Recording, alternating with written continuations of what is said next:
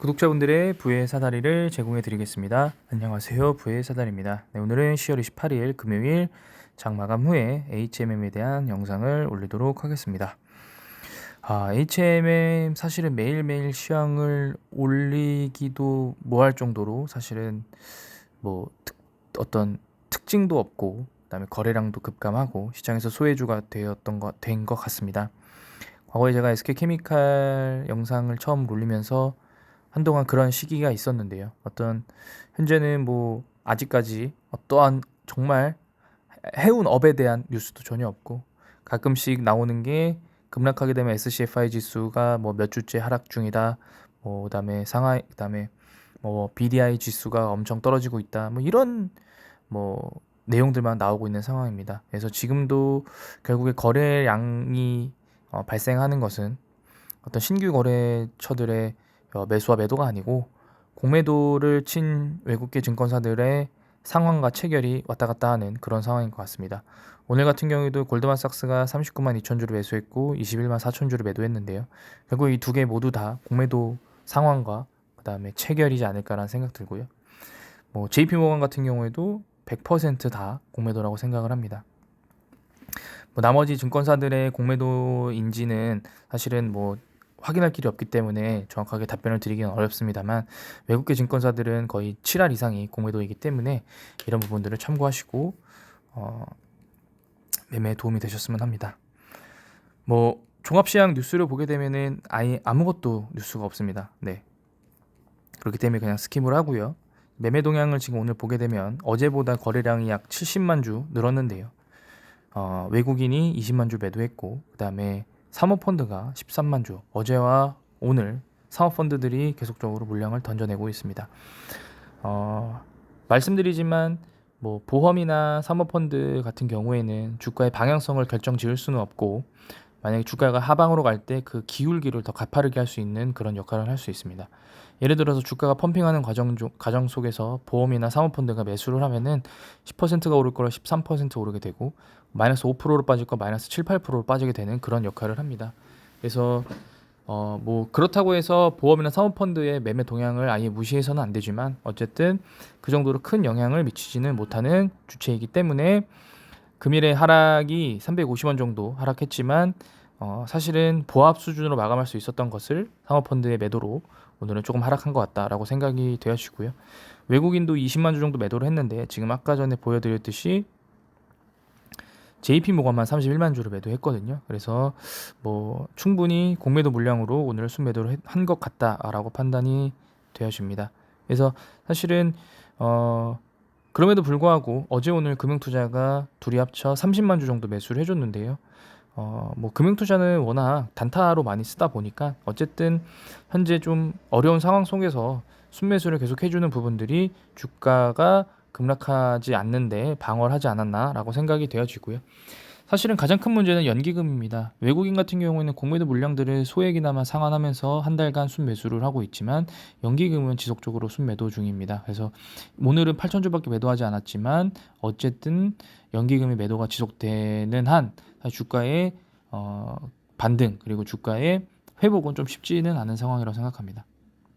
오늘 그래서 공매도도 많이 나왔어요. 30% 정도 나왔고요. 대략적으로 공매도를 친 물량이 약 5만 4천 주 정도 되는 것 같은데요. 결국에 물론 종가와 평균가가 거의 비슷했기 때문에 공매도 매매 비중 치고는 사실은 주가는 선방했다라고 할 수 있겠습니다만, 어쨌든 공매도가 계속적으로 나오는 부분은 양날의 검이죠. 네, 공매도 물량이 늘어난다라는 거는 지속적으로 수술 보는 주체들이 있다라는 거고, 반대로 말하면 국제 시장이나 어떤 미국 시장들이 반등을 하면서 좋아지면 그 물량도 전부 다 커버링으로 나오기 때문에 주가를 빠르게 올릴 수도 있다라는 긍정적인 내용도 함께 내포되어 있습니다. 차트를 보면서 오늘 마감하도록 하겠습니다. 그래서 오늘 같은 경우에는 5일선, 11일선, 21일선, 60일선, 120일선 모두 다 이평선 아래에 있습니다. 네, 어제 같은 경우에는 그래도 5일선, 11일선 단기 이평선 위에 걸쳐 있었는데요. 오늘 같은 경우에는 이평선 모두 다 아래로 내려오면서 단기 상승 추세가 깨진 상태라고 볼 수 있을 것 같습니다. 한 가지 그나마 위안을 삼을 수 있는 건 RSI나 스토캐스틱 슬로우가 다시 중립지역으로 지금 내려가고 있기 때문에 이런 부분들은 나중에 이 17,000원까지 빠지지 않고 18,000원대에서 다시 반등할 때는 20,000원에서 멈춰질 수 있는 그런 상황으로 갈 수 있기 때문에 그나마 불행 중 다행이라고 생각합니다. 다만 2주간 상승했던 그 구간을 3주 차에는 이어가지 못하면서 결국에 하락으로 마감했고요. 사실은 20,000원까지 상승을 바랬는데 20,000원의 상승은커녕 하락으로 마감을 했기 때문에 정말 아쉬운 상황입니다. 자, 그러면은 매번 말씀드리지만 끝났느냐라고 만약에 질문을 하시면은 끝나지는 않았지만 다음 주에 전주 하락 부분과 시가 이상으로 상승을 하지 못한다라고 하면 다시 하락할 가능성이 높다라고 말씀드릴 수 있을 것 같습니다. 항상 차트는 뭐 결국에 우리 개인 투자자들을 속일 수 없는 건 거래 대금과 거래량입니다.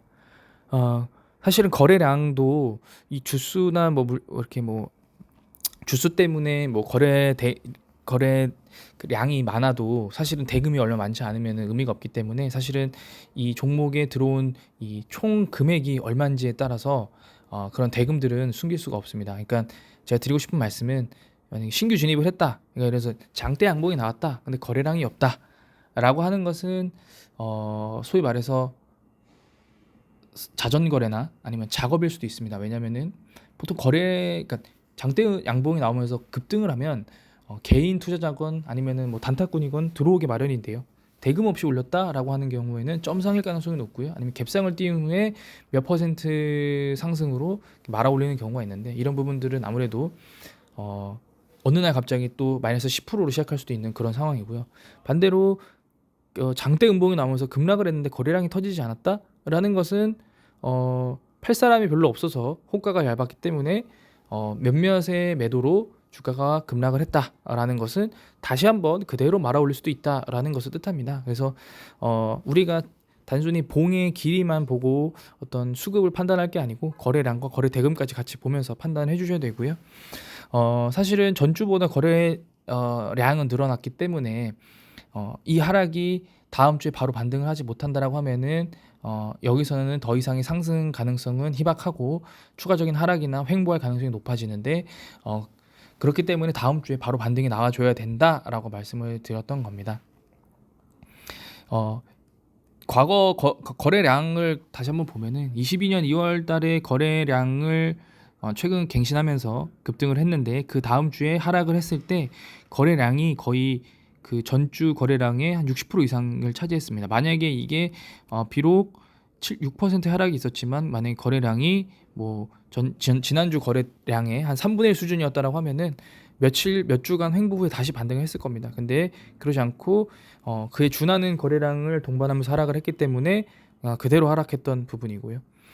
6월 달에 5월 달에 상승할 때는 거래량이 실리지 않은 상승이 나왔습니다. 그렇기 때문에 그에 상응하는 수준으로 그대로 거래량을 실으면서 하락을 시켰고요. 그렇기 때문에 다시 빠지게 된 겁니다. 이처럼 거래량이 상당히 중요하기 때문에 우리가 바닥이라고 예상할 수 있는 시그널은 바닥에서 거래량이 터지면서 그게 장대 음봉이건 장대 양봉이건 거래량이 터지면서 거래 대금이 늘어난다라고 하면은 그때가 진짜 바닥일 수 있는 가능성이 점차 늘어나게 된 것이라고 생각합니다. 그래서 이런 부분들을 참고하시면서 HMM을 바라봐 주시면 좋을 것 같습니다. 오늘 영상은 여기서 마치도록 하겠습니다. 시청해 주셔서 감사합니다.